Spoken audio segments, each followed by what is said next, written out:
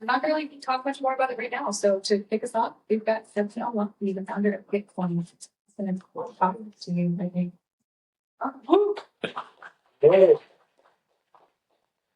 All right, and I think Eugene and I just agreed that we're gonna make this into a fireside. Oh, cool.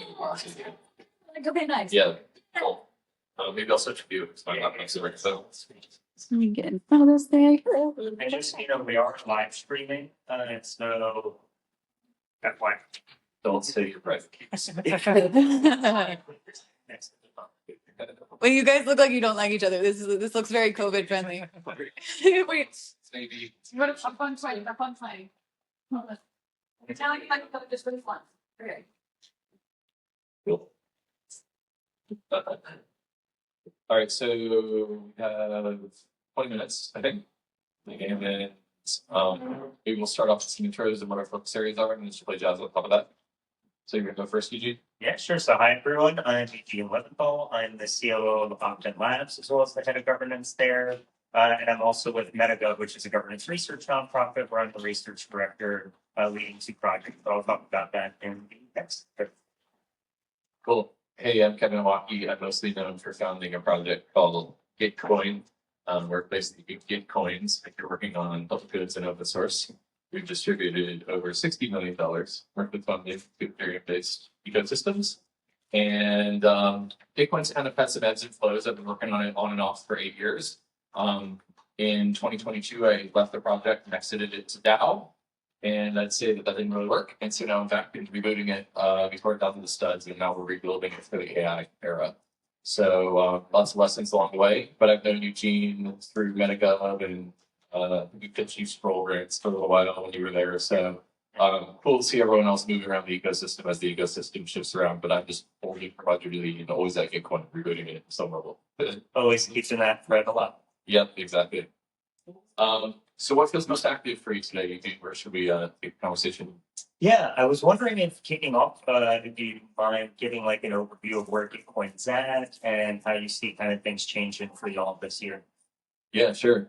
So Gitcoin historically was known as a quadratic funding platform. In the spaces where I speak, people mostly know what that is. Does anyone not know what that is or interested to know? Cool. So basically, I'm going to call this site WTF is QF.com, which we made to explain quadratic funding.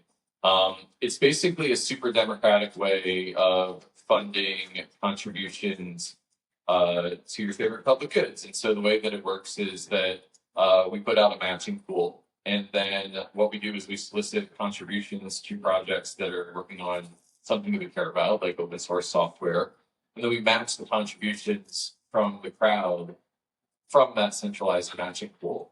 And so the way quadratic funding works is that if Gitcoin put out $1 million matching pool and you signed up grant Eugene's grant for public goods and raised $100 from 100 contributors, then you would get way more of the matching pool than someone who raised $100 from one contributor, because it optimizes for the preferences of a broad swath of the community as opposed to just the rich people want. So I'm just looking, if you look at the screen right here, I've just got a calculator. And if I zoom in a little bit, you can see that basically the grant that has more contributions from more people is the one that gets way more of the matching pool. So that's kind of the power of quadratic funding, and that's where Gitcoin's been in the past. Quadratic funding is an amazing technology, and it works really well in places where you really want to aggregate the preferences of the median members of your community. And so that's where we've been. That's how we got Gitcoin to prominence. But I think that now we're setting our sights on sort of like deeper questions of how do we fund things that are out of view of the everyday public. Things like how do we fund open source, how do we fund DAC, stuff like that. And so there's just, if you zoom all the way out, a bunch of different ways that we can fund what matters using crypto and AI and distributed communities. And so what's cool about this event is that many of you all are in this room and maybe we can play some jazz together after Eugene and mine's talk. But we're finding new ways to fund what matters, I guess, is the sum of that. And then, same question back to you. So you're focused on Opt-in now. What are you guys focused on? Yeah, so for Opt-in, it's a digital public goods funding community platform, and that's what we started with, is very much using the platform that we built, very much inspired by some of what Gitcoin has been doing to be able to fund within the community that we're founded out of. And this year, we're kind of launching some new tools, including V2, where anyone can use our tool. It's not just for opt-in to run opt-in rounds, and it's not just on the kind of periodic quarterly structure that was already in place before. We've also launched our own vaults, which are mainly based off of existing vault tech. We're not trying to create our own strategies. But what we did do is add programmatic yield pointers there. So that way you can create your own little endowment where if you want to consistently contribute to Bitcoin, Benedikt, whatever other project or public good that you're excited about, you can put some money into the vault and keep your principal and just have the vault automatically send the yield to whichever account you want it to. So I believe yesterday the Shutterdown proposal passed and they officially are having a vault with them going. With 1.2 million in capital there that is being that's going to be streaming to their community, and their community will get to vote on whatever they want to fund within Shutter in the privacy world. So yeah, really excited to kind of explore what are the new possibilities there. And something that we'll be talking about, I think, throughout the first week discussions is also just what is the future of public goods funding more broadly, and how are things like agents going to fundamentally change how we interact with these things. So yeah, very excited to talk about some experimentation there. And yeah, I guess turning back to you, would also be keen to think how you're navigating the changing world. I mean, the market has changed so much, the tooling has changed so much. It feels like 10 years passed in like a few months. Yeah, how are you thinking about that for Bitcoin and for public accounts? Yeah.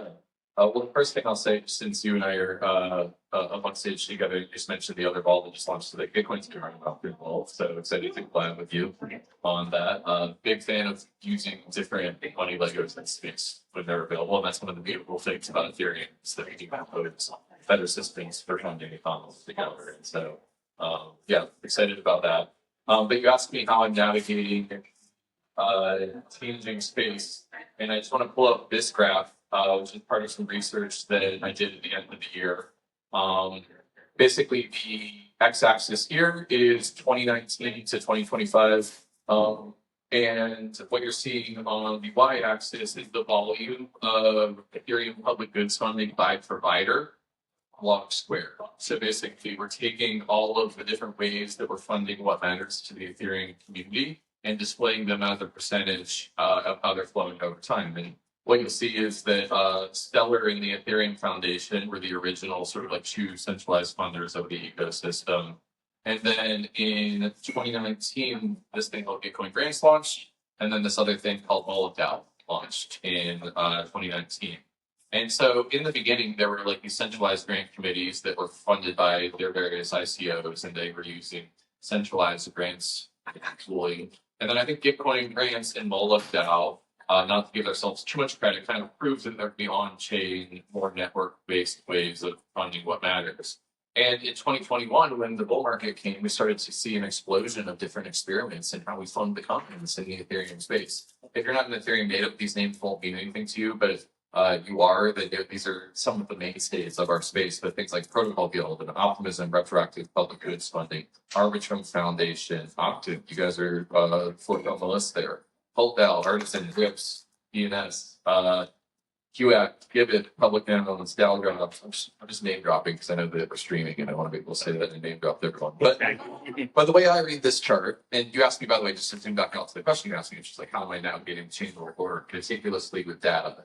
And the way I read this chart is that, Bitcoin and Moloch were kind of the first to prove that it was possible. And in 2021, we started to see an explosion of different experiments. And then for me, there's like a changing world order where there's just like a long tail of new experiments doing really cool stuff. Pegasus is on the list. Polka, I think of that. And, I see some of the innovators that are working on this stuff here. And so I just see this plurality, this beautiful rainbow of different experiments that are happening in the space.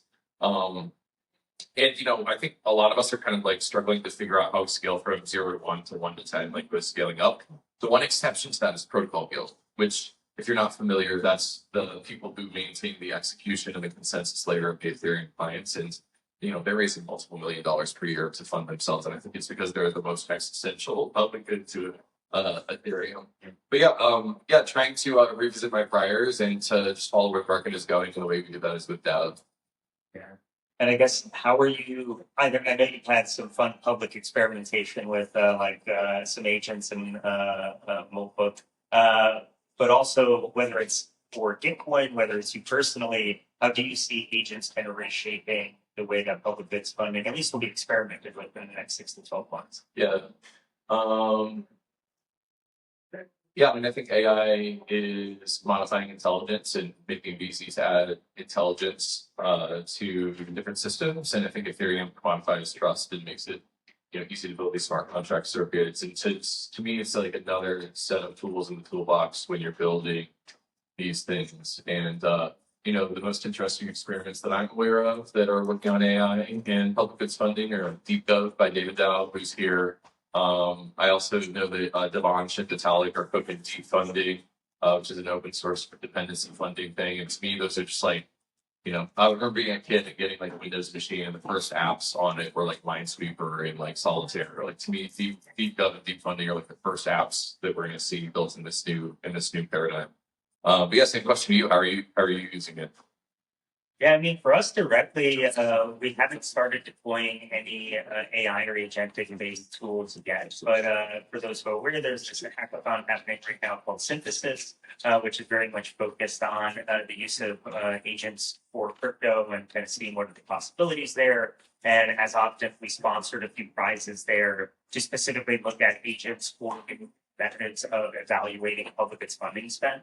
And that can be both how you capture new qualitative data, right? Because I think with these kind of experiments that we're seeing, they're very technically rooted, and they need GitHub repos. They need things that at least we can have some kind of semblance of understanding from a data-driven perspective.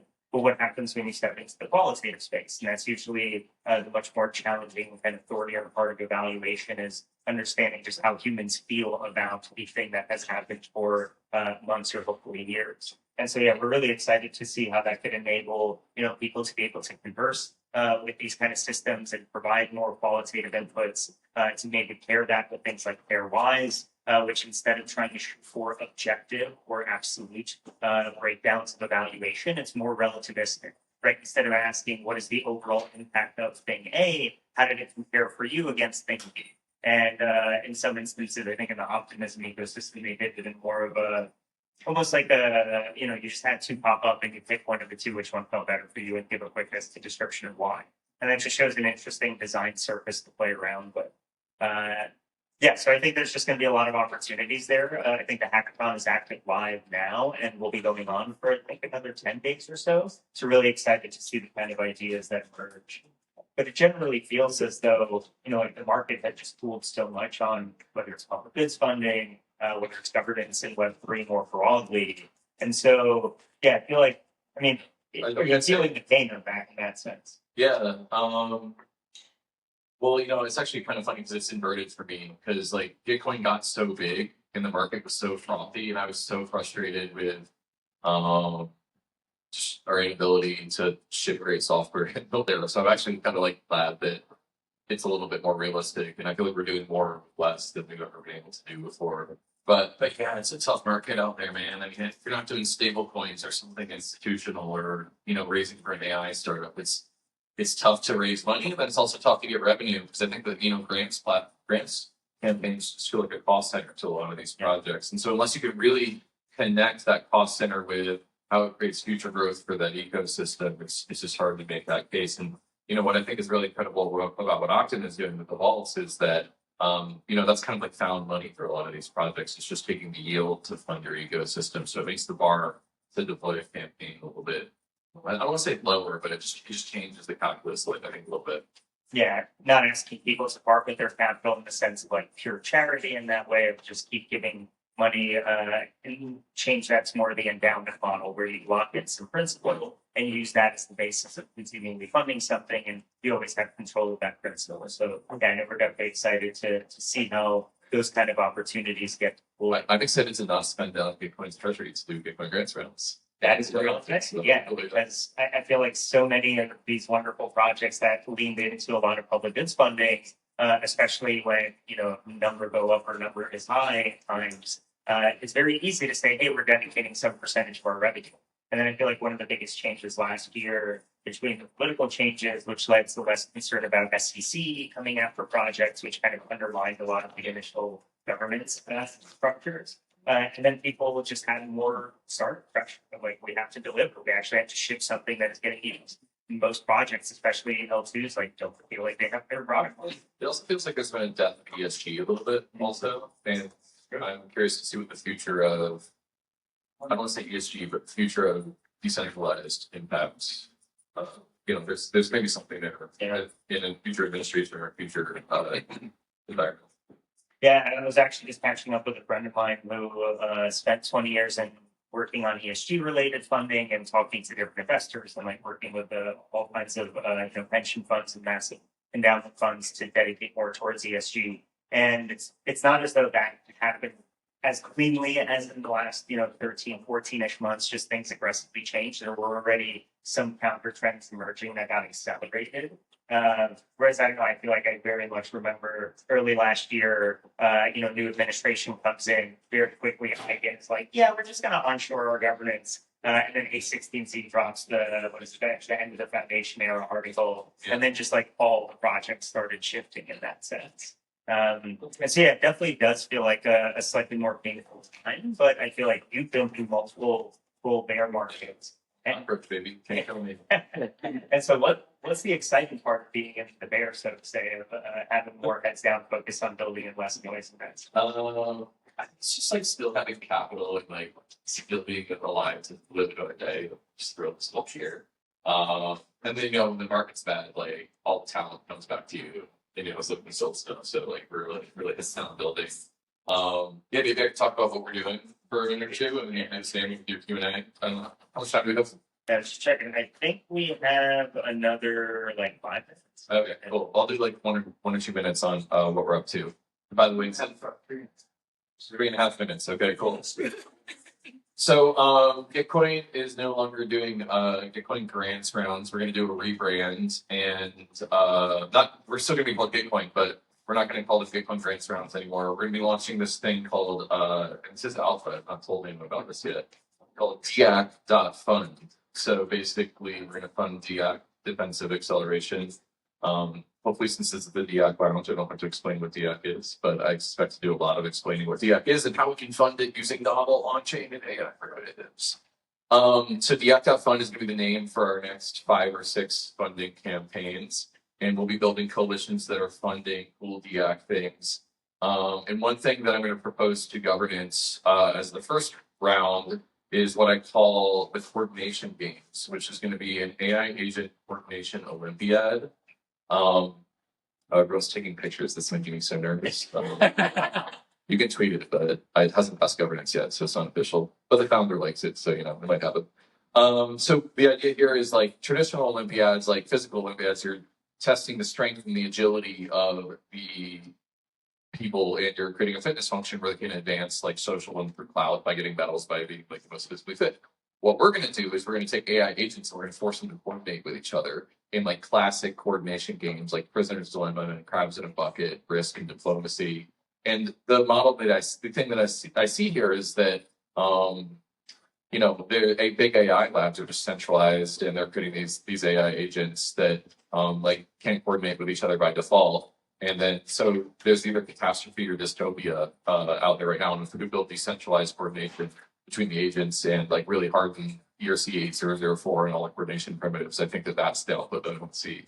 So, the coordination game is the first funding campaign that we'll run. And if you're interested in building a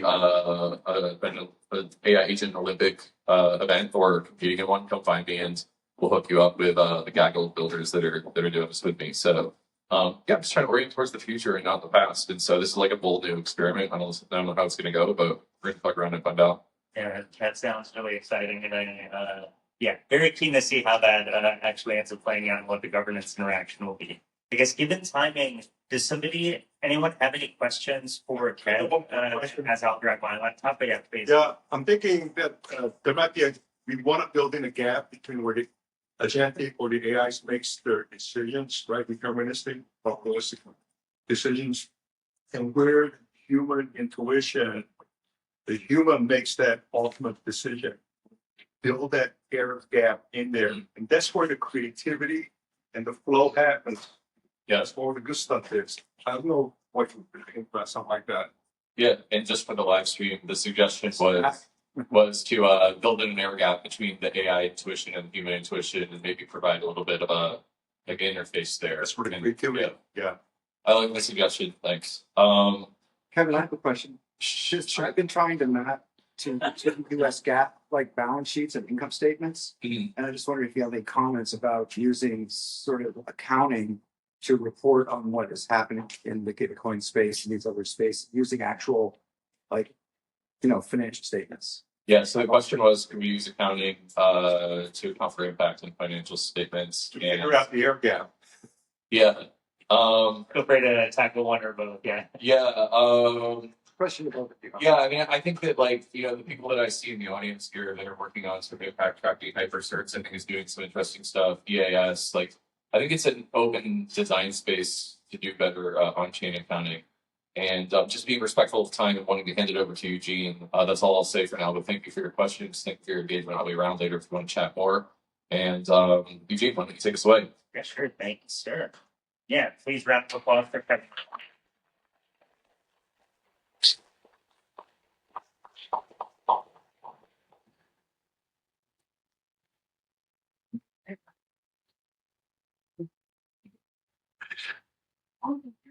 Yeah, those are some good line. I think I'll get to the lounge chair for the moderated talk. So I'm going to keep it quick because I feel like Kevin and I talked about a number of these things, but rather just get to any questions folks might have.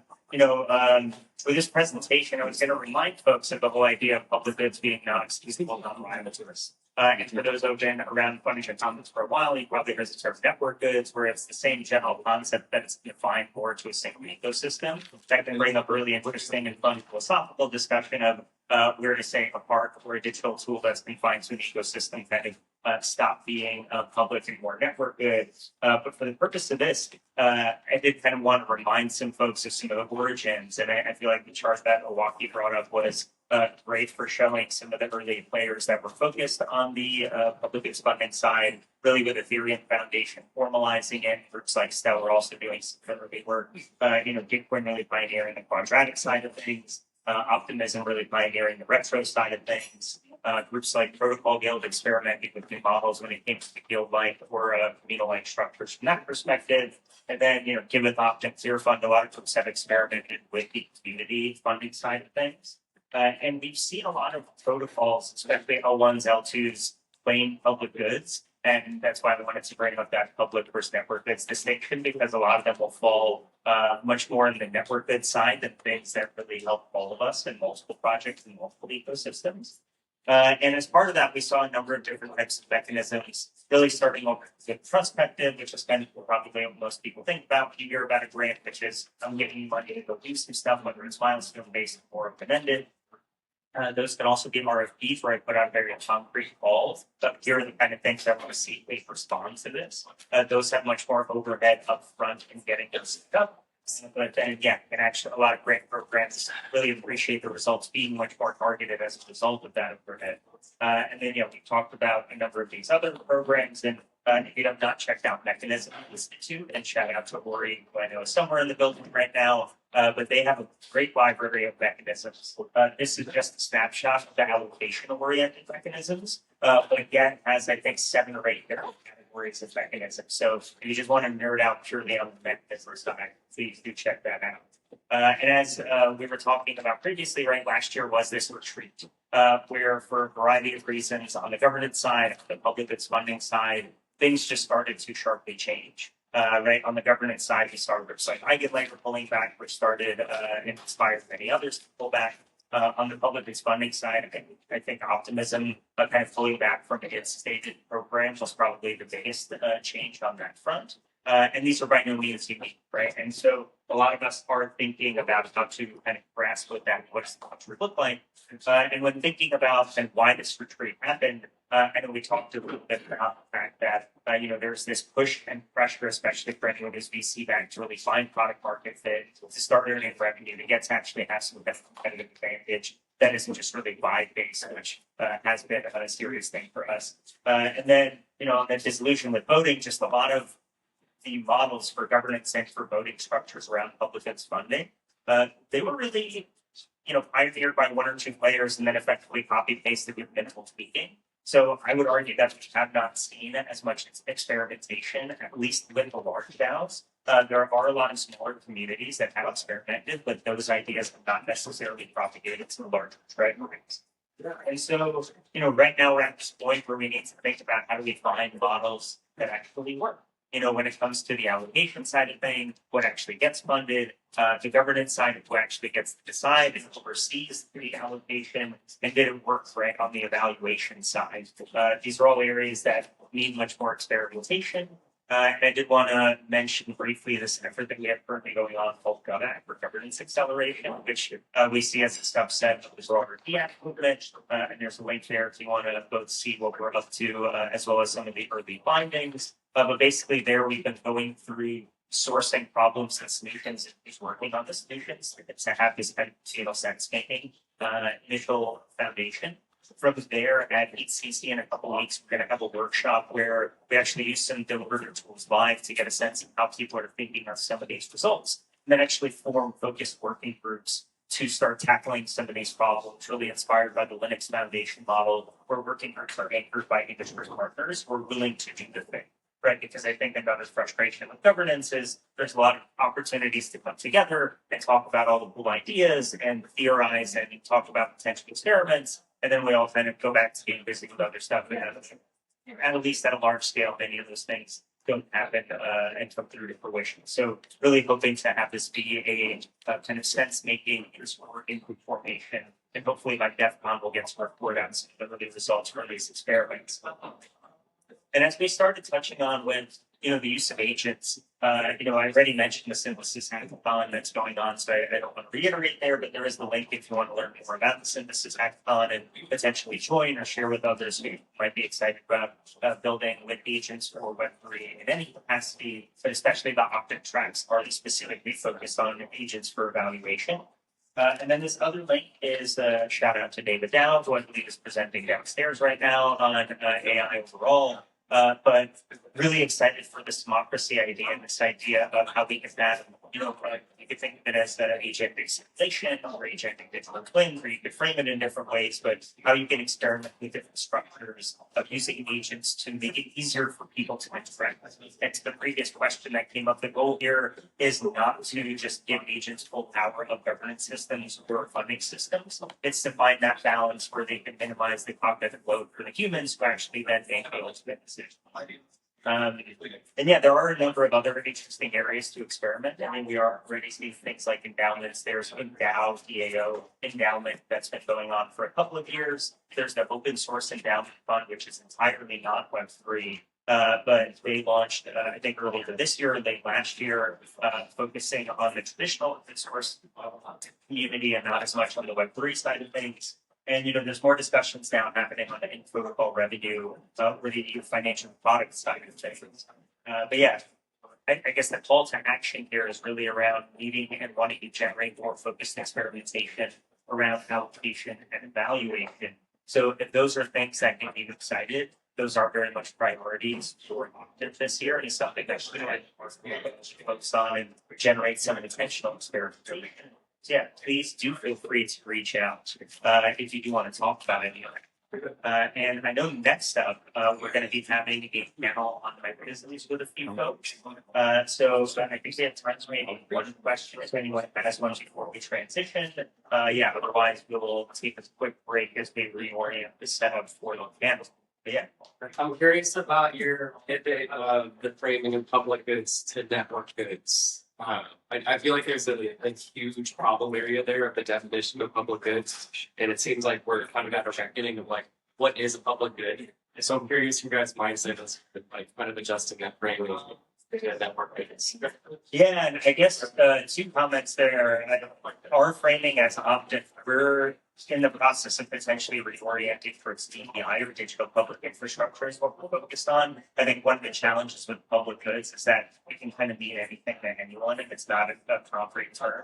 And that openness and flexibility can both be a positive in certain times, but right now we're experiencing the negative side of, oh, well, I can't go fund schools and parks and education when my protocol isn't making money. I need to focus on driving revenue in my protocol. And we're hopeful that by focusing on TPI, the digital public infrastructure, something along those lines, we can really focus on, well, open source is still a public good. It is a very important part of the modern global economy and just modern society, given how technical everything is. But it's still to link it back to the exact financial needs of the organization. And hopefully within that fighting, we can find models that work that can be expanded and supported out. So yeah, the network good distinction was just one that I wanted to bring up in the context of the presentation. That's not necessarily an official opt-in for you. But yeah, there's a time when folks realize they do just need to narrow their focus in a way that still resonates with potential funders. And that's why we're kind of, at least in the process of considering and transitioning to this API framing. And I know we're not the only ones thinking like that. But yeah, thank you all so much. And I think at this point, for those who are going to be on the panel, please start heading on up here and we'll get the panel started in a moment. So yeah, thank you all very much.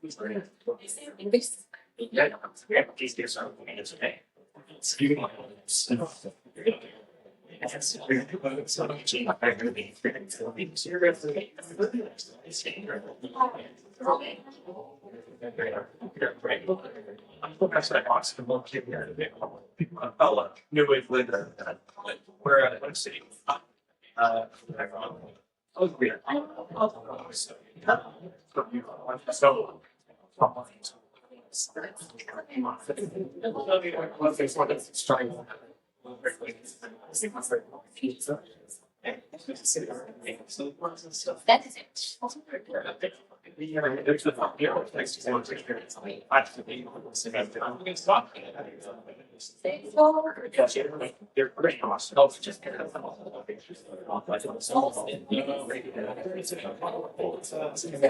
He's here than yet.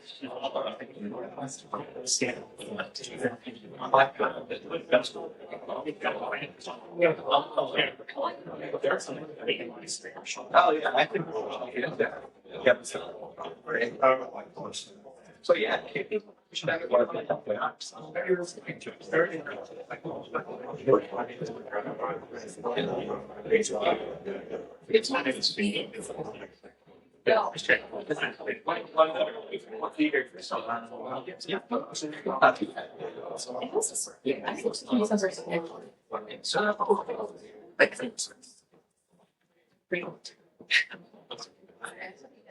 For those of you just joining us, welcome to this Funders Track. Okay, is this period?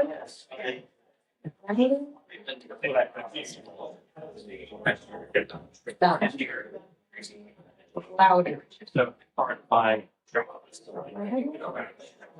It's on. it sounds great. Is this better? Yeah, no, that's good. And then put this on this one. It's not too loud, is it? Everyone can hear me all the way? Yeah, that's better. Okay.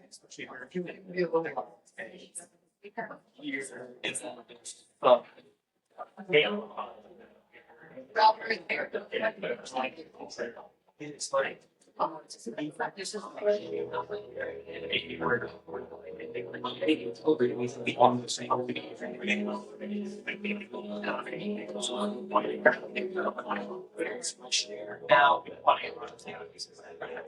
but long story short, yeah, it's I'm not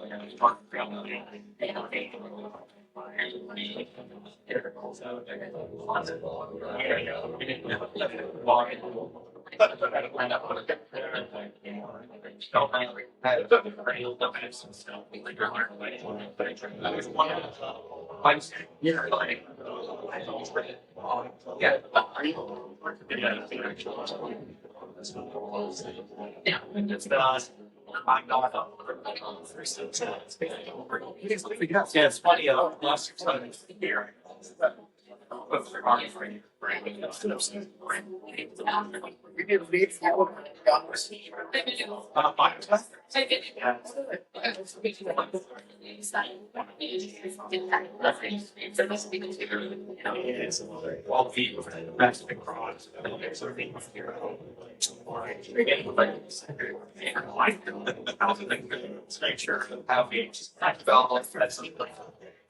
Actually, for here.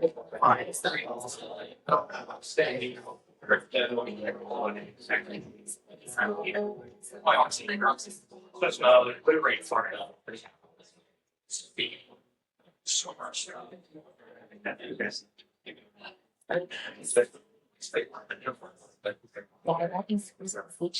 All right. Hello and welcome everyone. We're going to continue this morning's activities with a fun panel focused on the diversity of types of mechanisms. And so we're going to be getting kicked off now. Please feel free to get settled in the space. And we're just going to start off by going around and giving everyone a chance to introduce themselves. And then we'll just have a little discussion on diversity of mechanisms. And I think the grounding question, so to say, for this conversation will be oriented around if you had to fund a major public interest breakthrough tomorrow, what mechanism would you actually use and why? So that's kind of what we're going to ground ourselves towards. But we'll start off with intros and we'll get to do a couple of preambles before we get there. But I'm Eugene. Nice to be here. If you're just joining us. I'm with Optin as the COO and head of governance there, and I'm also an RC at Benedikt. I will pass it on to Matt and then go down the line to Benedikt and Rick. My name is Matt Prewitt. I helped start RadicalxChange Foundation almost 7 years ago now. I've done some early work in quadratic funding and other things, and looking forward to the conversations. Hi everyone, my name is Benedikt. I'm a lawyer originally from Switzerland. I'm a co-founder of a company called Obligate, very much doing kind of traditional finance on blockchain rails, also a type of funding, but these are just traditional companies raising debt using bonds that are natively issued on chain. But then I've done I feel like all I'm doing is fundraising in different means. So I also worked at a venture fund, a very different type of fundraising. Right now, I'm helping a friend fundraise for a short film, which will likely never return any money.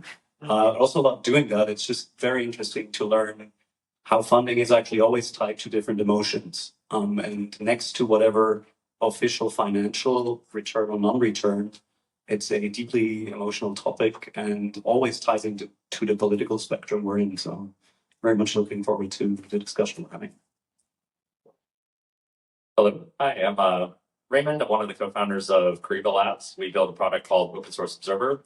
So for the past couple of years, we've been measuring the open source software supply chain for various ecosystems, including folks in the crypto community, Ethereum as well. But we've been thinking about open source funding for quite some time now. A lot of our data is used in a number of different mechanisms, including powering things like optimism retro funding, as well as other strategic analysis for different foundations. So excited to talk about funding mechanisms here.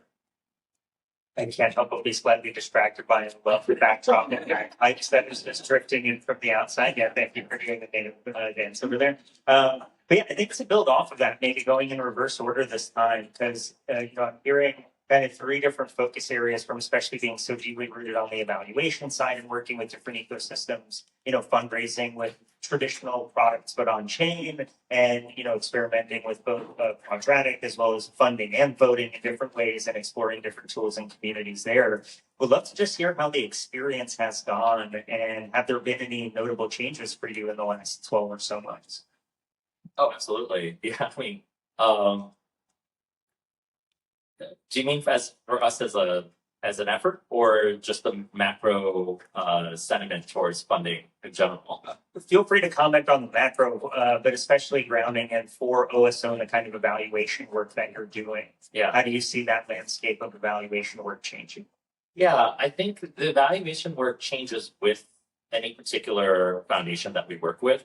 So I think one of the things that is painfully clear now is that impact is in the eye of the beholder, right? So depending on what the foundation strategy is, whether it's focused on things like diversity and longevity, or if it's focused on growth, or if it's focused on ecosystem and like community grounds up engagement versus top down TradFi, an enterprise, impact means something fundamentally different. And so depending on what your strategy is, what impact looks like is fundamentally different.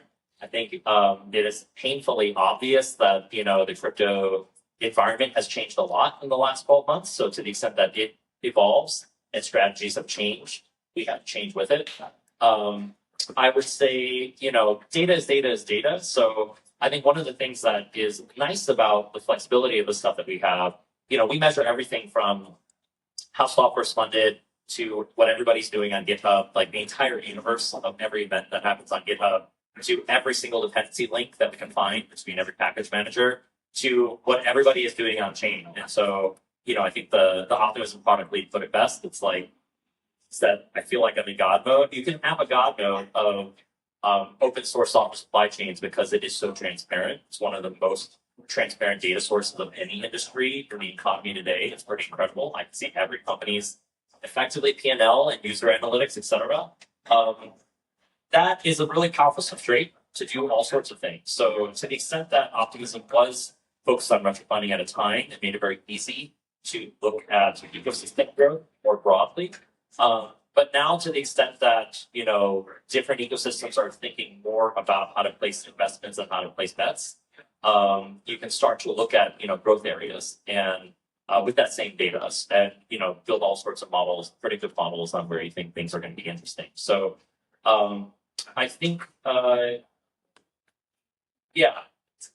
would say it's more diverse now than it was before. I would say in the past, most L1s, L2s had a pretty similar mindset towards what ecosystem looked like. Broadly, trying to get generic DeFi developers to come onto their ecosystem and build stuff. And now, I would say there's a lot more specialization, right? Any particular chain typically has a thesis on where they think the net new growth is, whether it's in emerging markets, payments, small payments in emerging markets, or remittances, or large money flows on backends of TradFi stablecoins, or gaming. I don't know, whatever it is. I mean, that's less popular now, but I think like everybody has their own thesis of where they think the growth is going to come from, and so that gives us an infinite amount of work to do to help them with the traffic. And Benedikt, it'd be interesting to hear.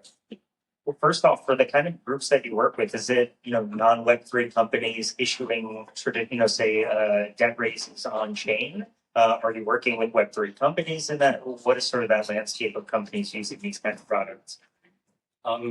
So that was quite an interesting development that we've seen in the past few years. And I'm really happy to see that I think the space reached maturity that we really have traditional companies using these mechanisms now fully natively on chain, using public blockchain. But we kind of built our platform on the premise some things will actually stay, kind of this Lindy law idea. Bonds have been around since 400 plus years, so they'll likely continue to exist.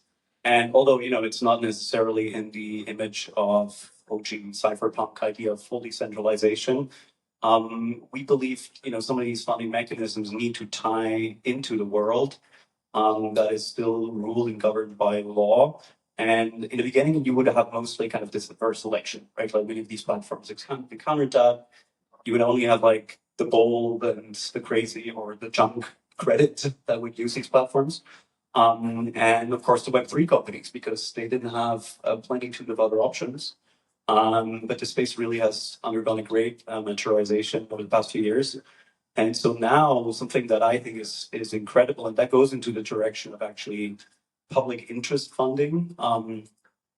So we're at the, let's say, more institutional end of the spectrum. So we will have regulated asset managers issuing debt capital. On the investor side, you will have, institutional Web3 liquidity.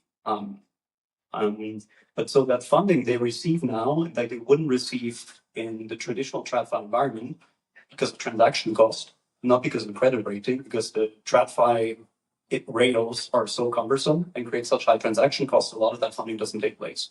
So we can bring down the funding of, let's say, 10 million bond, the transaction costs from maybe like 175 basis points all in to maybe like 25 basis points, 50 basis points. And so that funding now goes from this, one example is a commodity trade finance fund that is Singapore. And they raised capital, they've completely replaced everything they're doing in TradFi, only using our rails or blockchain rails. And that funding then directly goes to farmers in sub-Saharan Africa because they don't have access to dollar-based bank accounts. They receive the funding in USDT. And they accept the funding in USDT. They can pay their bills in USDT. So it's like an end-to-end cycle without using any bank-based infrastructure, but it's mimicking the funding mechanism of kind of the old world. So that's been super, super exciting to see. But what we see, of course, though, is like the big, macro environments. And usually those are pretty, I would say there's a high elasticity from the macro environment then going into these different funding mechanisms, right? So if interest rates go down, money comes out of treasury bills, it goes into private equity, goes into venture, it goes into equities. A lot of people are waiting for that, but there's so much, it feels like volatility now being the default and uncertainty being the default. You see that fragility, like minute, tiny things like a Citrini post that can, wipe out insane amounts of funding. So this feels to me like overall that kind of old spectrum from, like the going up the yield curve, depending on where the macro environment is, feels like it's getting broken a bit. And then of course, if I may add like a bit of I hope you guys don't take any offense to that, but the framing of the question here, funding public infrastructure, public interest goods, kind of implies the public and government funding mechanisms broken. And I do feel that's also particularly an American, a US problem, because in many cases, this is what we pay taxes for. That's the government's idea. Of course, there's fringes that this cannot cater to, and then we come up with all these other funding sources. But yeah, there's a very interesting geopolitical development to this. It's fascinating. And yeah, Matt, would love to hear, on the RadicalxChange side of things, what has been the focus in terms of whether it's on the quadratic side or otherwise in terms of experiments y'all have been running in recent years? So, I mean, I've definitely gone through a big transition in how I think about, basically how I think. So what are we talking about funding here? We're talking, in my mind, the what is like public interest oriented technology, which is not necessarily trying to capture the gains it's creating. That's basically what I'm talking about. And my thinking has shifted about like what the constituency for that is. So I mean, I think if we rewind 5 years or something, like the constituency for that was more like basically people who made a lot of money and wanted to help others come in after them. And people who were trying to build ecosystems where activity would happen and then they would make money from the activity fomenting that ecosystem. And those are not really the constituencies of it. And I think a lot of the mechanism design stuff that we did was sort of like assuming those constituencies. The constituencies now are different. Like, so for example, a lot of the work that I'm doing right now is with like people who are building open source tools that is trying to help creators, journalists, other kinds of information good producers hang on, right? So that's just like a different thing. That's not, it doesn't have the same, like, rocket ship going up, everybody's going to win from this, and we just need to figure out how to distribute the surplus kind of a vibe. It's a whole different constituency. And so the constituency is more like traditional institutions that are threatened, who want to build common goods to help themselves hang on, and like legacy institutions, governments, things like that. So there's just, for the kind of work that I'm interested in, at least, it's the demographic has changed. Yeah, and I think it might be interesting for this discussion to focus in maybe on one or two examples and then talk about more concrete mechanisms and challenges and what makes sense around them. And I think too, and especially Benedikt, hearing your point that this does change globally, especially with norms of how much the governments do support or other public infrastructure supports. But when it comes to, say, journalism, or when it comes to, say, privacy technology that is open source and free, I feel like a lot of the time, maybe the EU itself is an exception in supporting some of these, but a majority of other governments internationally, and I don't know the stats off the top of my head, but I feel confident venturing of 200-ish governments in the world, not all of them are dedicating large pools of funding for either that kind of open source infrastructure or to secure and defend, freedom of voice and being heard from the journalistic perspective. So whether it's an experiment you're running or you want to see run, what would you want to structure if you got to, magic wand, you wave it, resources are deployed the way you want it, mechanisms are built, etc. How would you want to support either one of those that kind of more resonates for you on the journalistic side or the open source privacy tooling side? I can, I don't want to take too much time, but I'll talk quickly about one of the biggest projects I'm working on right now. I'm working with a developer called OpenMind, nonprofit open source developer. They build basically open source privacy tools, which can be used by content creators and journalists to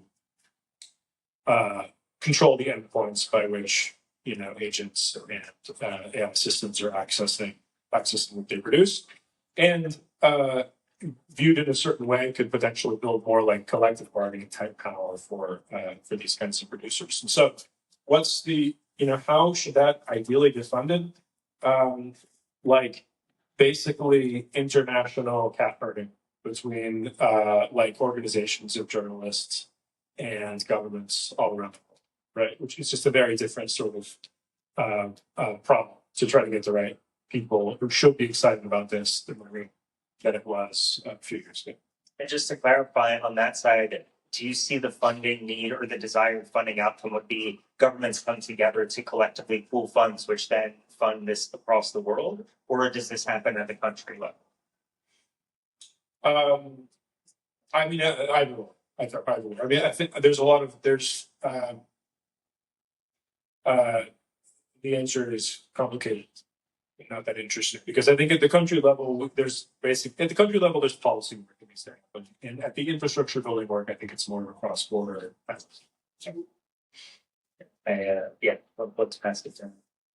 The journalism one I think is a fascinating one, irrespective of traditional funding mechanism or all these new types, because it always sat at the intersection of, public and private interests, right? So journalism serves a public interest, the fifth estate.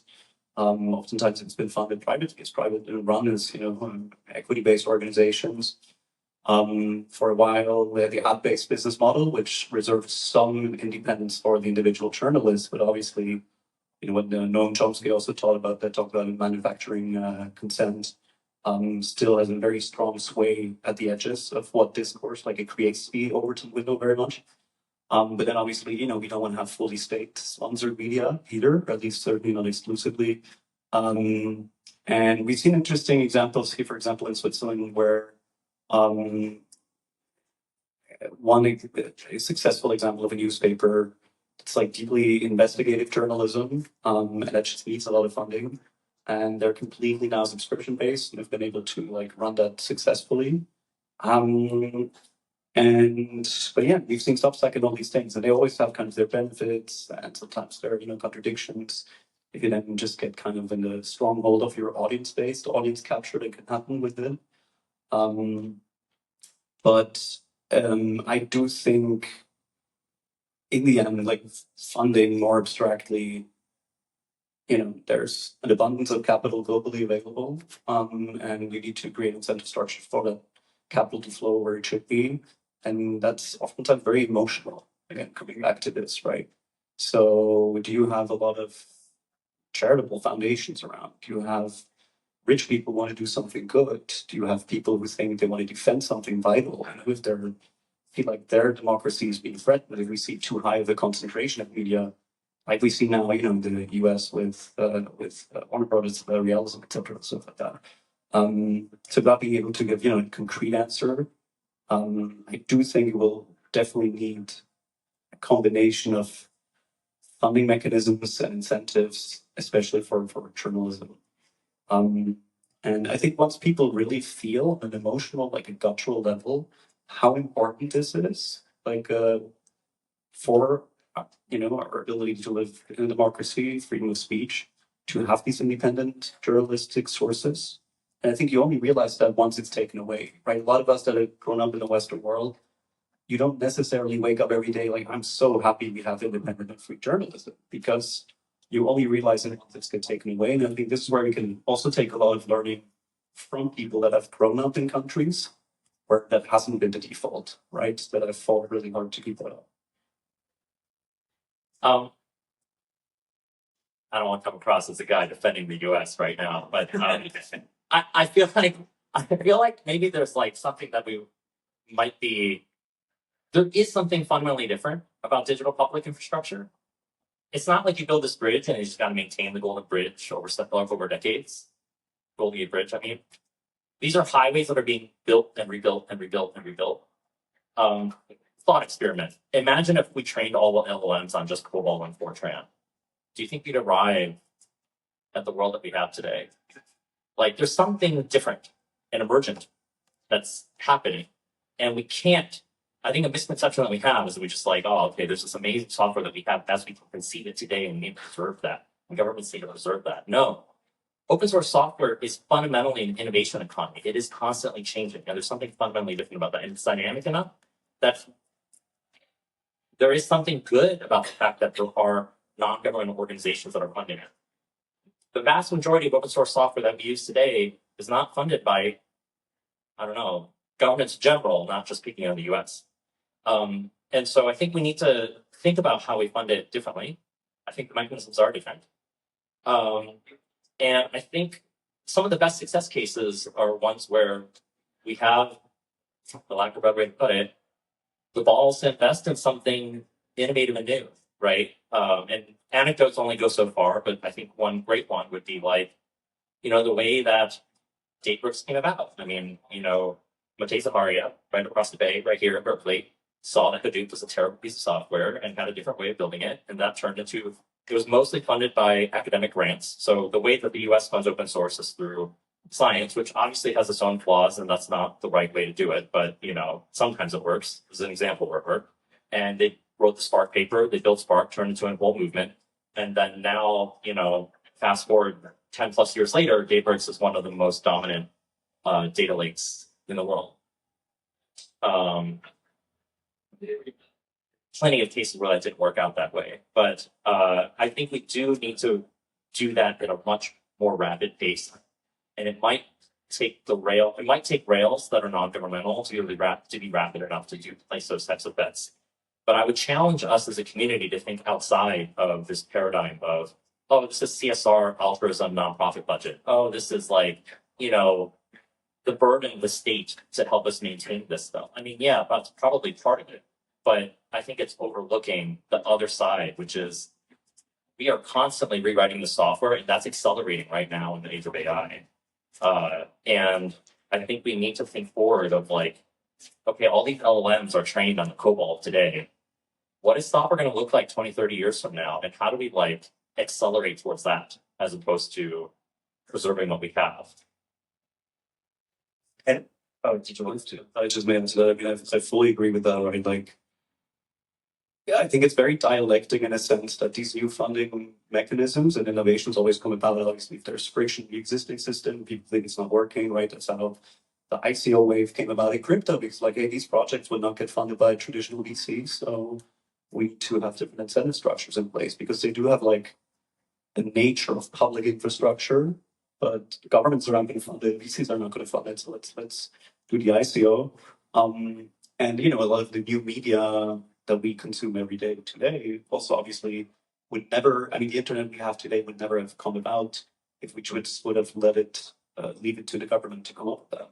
But at the same time, a lot of the negative externalities it caused, because you had to come up with economic incentives for, you know, people to go and spend half of their day on Facebook or Instagram, because they were private companies, publicly traded. So I think it's this dialectic exchange between kind of the public and private infrastructure there that hopefully over time will lead, you know, better funding source. And I know we're going to be getting towards the tail end of our time together, so we do want to open it up for questions. I just have one kind of rapid fire one to go down the line with, and then yeah, we'll field questions. But bringing us back to this being a panel about mechanisms and diversity therein, which mechanism do you personally want to see either within your own organization's experiment or just out in the wild? What is a specific mechanism towards funding public interest goods that you want to see experimented with in the next 12 months? I don't have an awesome answer to the question. I mean, I think so the mechanism design thing that I've been most excited about for half my adult life is basically partial common ownership and creating assets in which an important part of a public asset can effectively be claimed by the public at a strike price with sort of a tax paying against that price. So I think that's not exactly a public. I'm dodging the question. It's not a funding mechanism. Can you explain what it is? Sorry. Yeah, it's like you own something, you declare the value, you have to pay a tax against your declared value, and then either someone else in the public or the government or whatever, someone representing the public can buy it from you at that price. You have to sell, right? I think that you know, permutations of that kind of mechanism can and should be the structure for lots of things that are getting built these days. For, you know, AI models, for example, right? I mean, someday maybe there will be some kind of a settlement about, okay, a lot of stuff was basically stolen and these super valuable things are going to be created. What are we going to do about it? How are we going to come up with some kind of, you know, way of sharing the ownership of these things? I think that is a direction to explore. I would say, like, I'm deeply excited. I'm very curious to see how this will pan out when I look at more on the venture capital side, like A16C, you know, gigantic, I don't know, maybe 10, 15 billion fund, which actually also seems to blur the lines between private and public interest, because it seems like very, you know, in this geopolitical environment of funding US-based technology. And I think most LPs probably are not going to expect a big return because it's pretty difficult to return a $15 billion fund. And you said A16Z is public interest? Well, I think 100%, like, it goes into that direction from like funding very heavily. I'm not saying it works towards the public interest, but I think it presents itself in this kind of binary US-China AI war that more public infrastructure type funding is needed, right? Like, because the US and the UK historically have been super laissez-faire liberalism, where, and then you see approach like France that has a huge centralized investment bank, the BPI that puts so much money. So it's a step that I see more towards a state-sponsored capitalism, and the A16C seems to play a role of that. Yes, sorry, just to clarify on that one quickly, because I know they're stepping big into like American dynamism and supporting national certain types of national security oriented infrastructure. Like, is that the direction you're heading? Yes, Or are you saying them supporting like open source goods and things like that? No, but like, so like, you know, yeah, like, the fact that it will be American is maybe more important than the actual ability to generate a huge return. Here. Right. I not to be overly promotional, but I'm all in on profit left right now. That's the direction that I'm going. So we gave a talk on this downstairs just an hour ago. The best place, there's a blog post, and the best place to probably listen about it is Milwaukee's Greenfield podcast. But just to give a brief summary of what I think this means, software today looks fundamentally different than it did 20 years ago.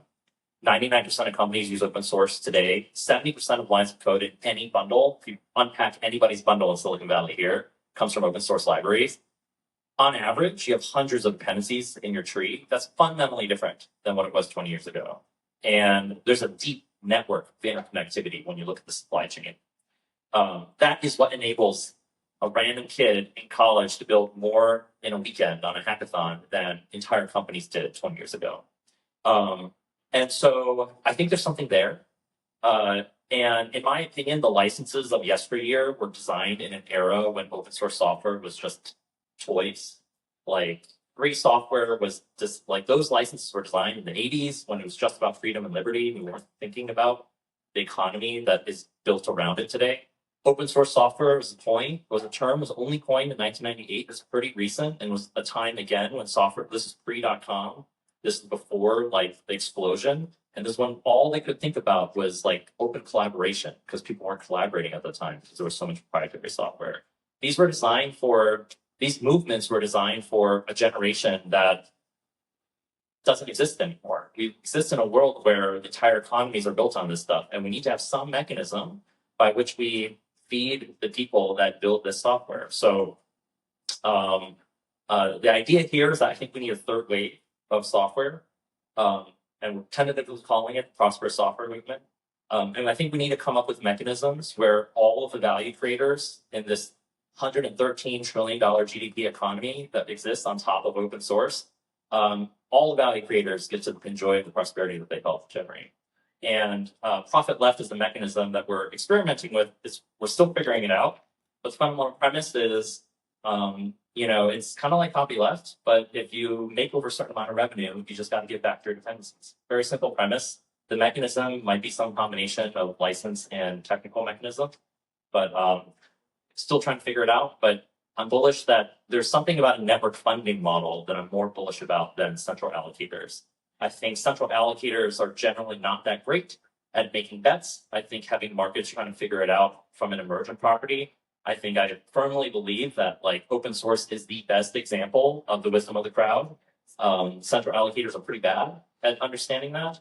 And I think we need to have incentive compatible ways to enable grounds up innovation. Because like I said, most of the stuff that we use today does not come from, some government betting on it. And so, but early days, we'll see how that goes. Thank you for sharing about that. And I don't remember if we have 2 or 7 minutes left, but we definitely have time for some amount of questions. So if anyone does come in, 7 is perfect. All right, great. So yeah, we'd love to take questions from the audience for any of our wonderful panelists if you have it. Yes, please. Awesome talk. Thank you, guys. How are you seeing the environment in emerging markets credit, private credit in with this digital development, for example, in Argentina? Obviously, private credit is growing in many ways, but also well developed in the blockchain side. How are you seeing not only Latin America, but other emerging markets in comparison to the US or Europe, Western Europe? I mean, it's a very good example because again, these were a lot of these places where the public infrastructure and private infrastructure both are broken, right? Like corporates, like not even companies with technically good credit rating can get credit from banks. That's where we see the adoption of novel technology the highest, right? I mean, like Sub-Saharan Africa had digital payment rails, 20 years ahead of Berlin in Europe, where you still can pay with a credit card in many places. So I think that's really can also be a source of innovation. I think we see stablecoin adoption as some of the largest in these places. I think that will continue to grow. That is also an explicit part of the US strategy to proliferate the US dollar, right? To bring it to actually grow the pie of potential US dollar holders by reducing transaction cost and bring the potential customer base of US dollar to billions of people. So I think we will definitely see a proliferation of that. And then also, I think just a continuous blossoming of private credit as, public markets will become more fickle, provided we don't have a huge private credit blowout, which, Thank you.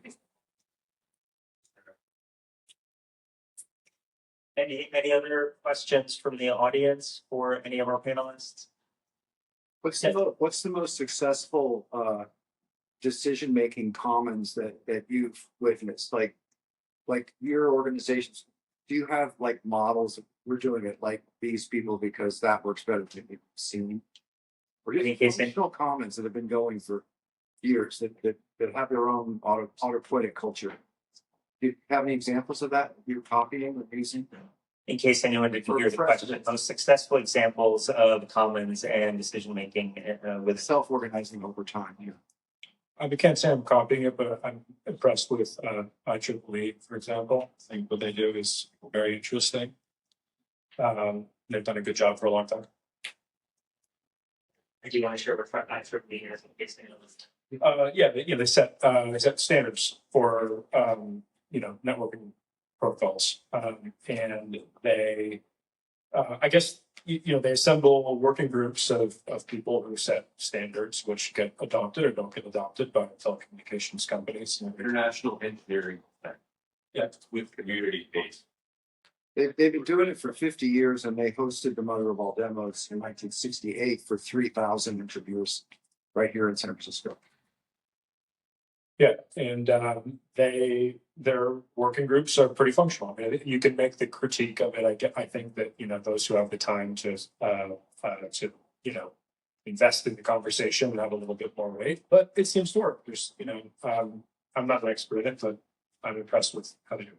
Dave Waterbury, who's here, has done an analysis of the working groups and the whole system with like a 200-page layout because they found also it was exceptional. Internet Engineering Task Force.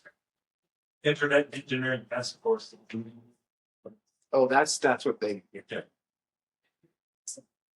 Yeah, Benedikt, are any examples of successful commons that specifically about the one? I mean, I think successful, it's undisputable that the open source world for Linux Foundation is juggernaut now. I don't know how many people realize that the Linux Foundation isn't just to fund the Linux kernel. The Linux Foundation houses a dozen close to sub-foundations that do everything from machine learning and PyTorch to Node.js and JavaScript to Kubernetes and DevOps. Like, that foundation is huge, and they provide the governance for almost everything that matters in software, which is pretty incredible. And they seem to have a formula that is appealing. I don't know how well it works, but people are choosing to rehome their software under the Linux Foundation. And, the PyTorch one was a relatively recent one. But companies are willingly deciding to choose Linux Foundation governance over other forms of governance to home, these commons that most people use. So undeniable that that's the most successful so far. If you take a look at all funding that goes into open source software, last I looked, that ballpark is like probably out of the $500 million that goes to open source today, they manage more than half of that. So I know for 2024 they had 300 million gross come in, and by comparison, Python Foundation that you're head for. Yep. So hugely successful. I think they've been able to scale something that works. I fear a world where we just have a monolith like that, but they seem to be doing good work. I think they're still early, like in terms of like full-on compute volume, but infrastructures like Prime Intellect is building that are coming about when it comes to decentralized AI training. I think that's going to become like more and more important. Digital commons, how to train and access intelligence in a decentralized fashion. So very excited to kind of monitor what's happening in that space. Thank you. I think we're at time at this point, so yeah, just quick round of applause for all. Thank you again for your comments and to our wonderful floor leads. Yeah, we'll pass it off at this point. So thank you all very much.